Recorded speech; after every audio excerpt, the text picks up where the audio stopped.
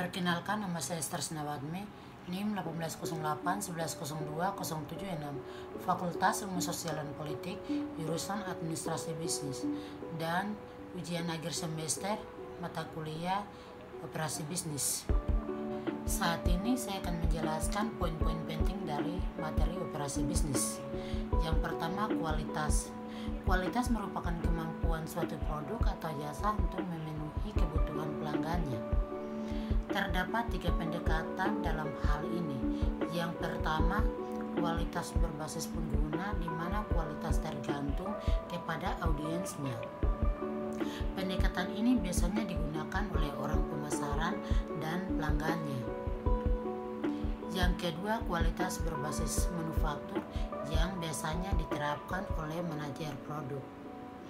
Dalam pendekatan ini, kualitas suatu barang berarti pemenuhan standar dan membuat produk dengan benar sejak awal.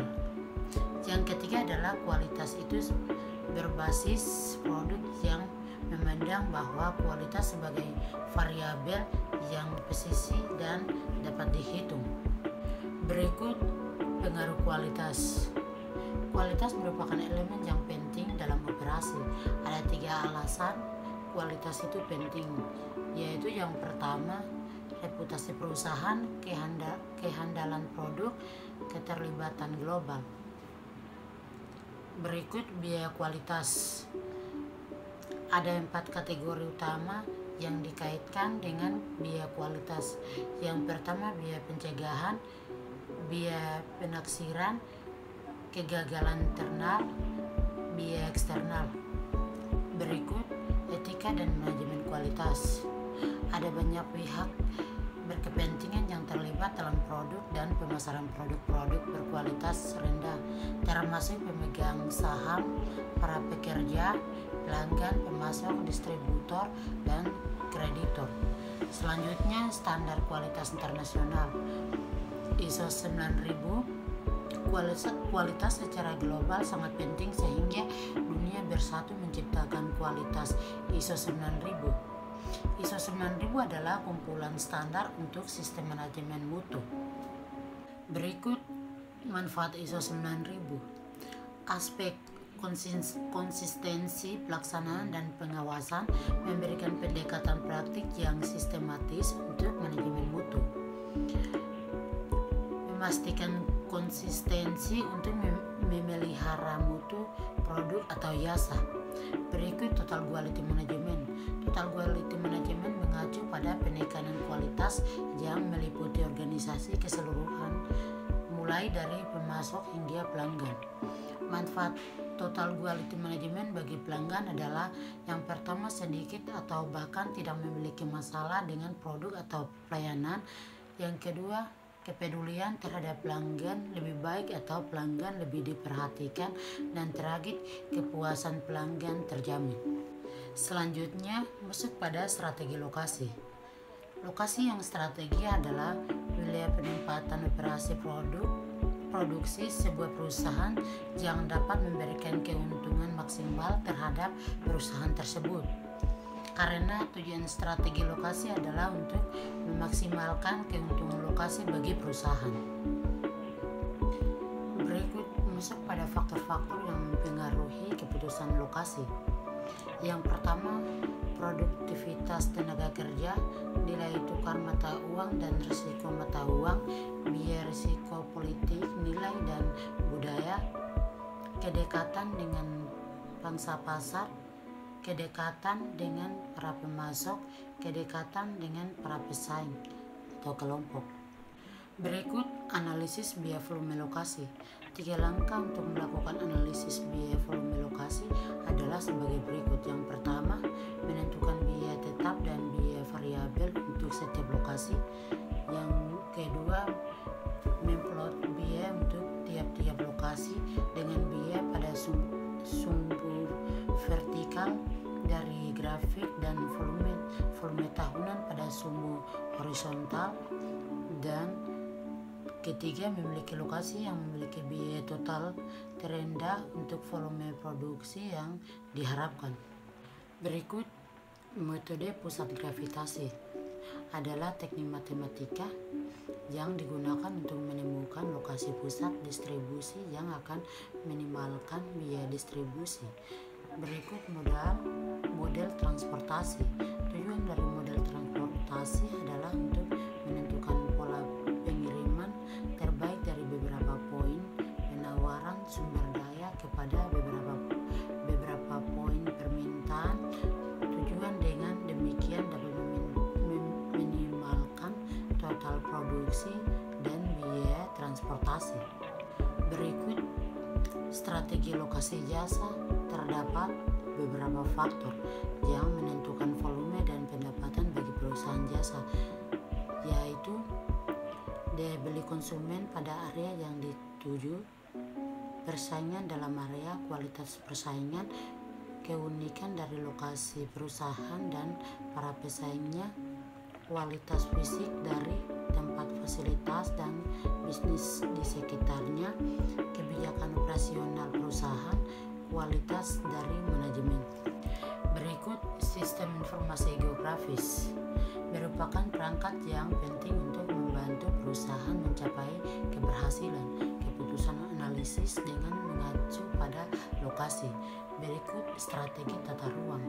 Tata ruang adalah salah satu dari keputusan utama yang menentukan efisiensi jangka panjang suatu operasi. Berikut jenis-jenis tata ruang.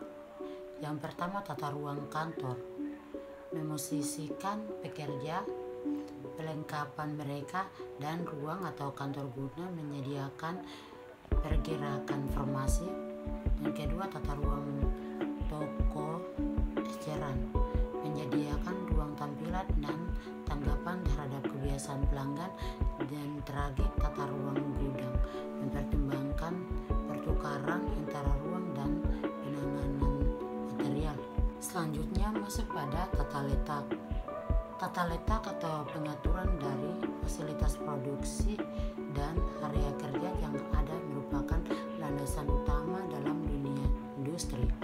Pada umumnya, tata letak pabrik yang terencana dengan baik akan ikut menentukan efisiensi dan dalam beberapa hal akan juga menjaga kelangsungan hidup ataupun kesuksesan kerja suatu industri.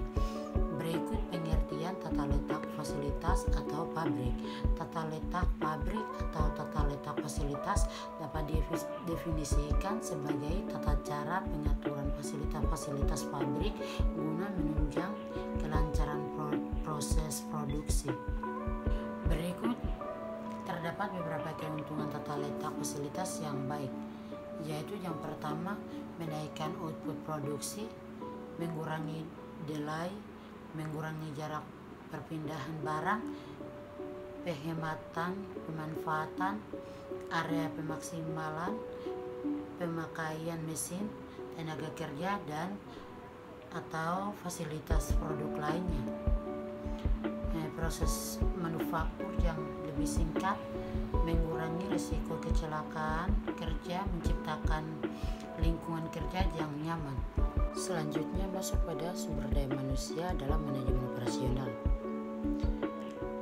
Manajemen sumber daya manusia adalah perencanaan, pengorganisasian, pengarahan, dan pengawasan kegiatan, pengadaan, pengembangan, pemberian kompensasi, pengintegrasian, pemeliharaan, dan pelepasan sumber daya manusia agar tercapai berbagai tujuan individu, organisasi, dan masyarakat.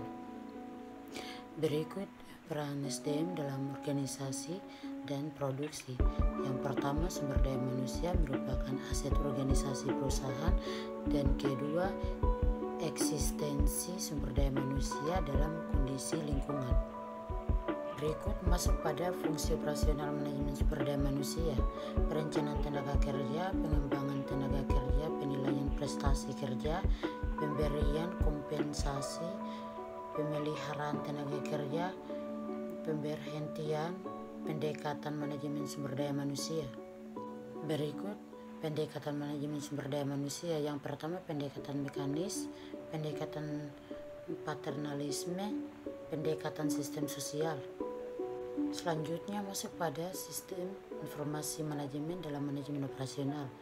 Pengertian SIM adalah sistem perencanaan, bagian dari pengendalian internal dalam bisnis yang terdiri atas pemanfaatan dokumen, manusia, teknologi, serta prosedur dalam akuntansi manajemen. Tujuannya adalah memecahkan beragam masalah dalam bisnis yang meliputi layanan, biaya produk, serta strategi bisnis. Berikut masuk pada fungsi sistem informasi manajemen. Yang pertama, meningkatkan produktivitas serta penghematan dalam hal biaya di dalam organisasi, meningkatkan kualitas dari SDM dikarenakan unit sistem kerja akan lebih terkoordinasi serta sistematis, mempermudah pihak manajemen dalam melakukan pengawasan, perencanaan, pengarahan, serta pendelegasian kinerja pada semua departemen yang mempunyai koordinasi dan hubungan, meningkatkan efisiensi serta efektivitas data yang lebih realiti dan akurat. Berikut manfaat sistem informasi manajemen: menyediakan informasi yang digunakan dalam penghitungan harga pokok produk, jasa, serta tujuan lain yang diinginkan oleh manajemen, menyediakan informasi yang digunakan untuk merencanakan, mengendalikan, mengevaluasi, serta melakukan perbaikan yang berkelanjutan. Berikut komponen sistem informasi manajemen. Komponen sistem informasi manajemen fungsional adalah elemen dan komponen yang memiliki hubungan dengan prosesan data, teknik pengumpulan data, penyimpanan, dan juga pelaporan informasi di mana sistem ini dibutuhkan manajemen. Selanjutnya, manajemen persediaan. Manajemen persediaan adalah bagian dari perusahaan yang berfungsi untuk mengatur persediaan barang yang dimiliki, mulai dari cara memperoleh persediaan, penyimpanan, sampai persediaan tersebut dimanfaatkan atau dikeluarkan. Berikut fungsi manajemen persediaan. Yang pertama, memastikan persediaan tersedia, mengurangi risiko keterlambatan dalam pengiriman persediaan, mengurangi risiko harga yang fluktuatif, memperoleh diskon dari pemesanan dalam jumlah yang banyak, menyesuaikan pembelian dengan jadwal produk, mengantisipasi perubahan yang terjadi pada penawaran maupun permintaan, mengantisipasi permintaan mendadak. Berikut faktor yang mempengaruhi persediaan. Yang pertama, jumlah dana yang tersedia. Ketersediaan dana yang dimiliki sangat berpengaruh terhadap prioritas pembelian persediaan, item apa yang urgen untuk dibeli dan item apa yang masih bisa ditunda.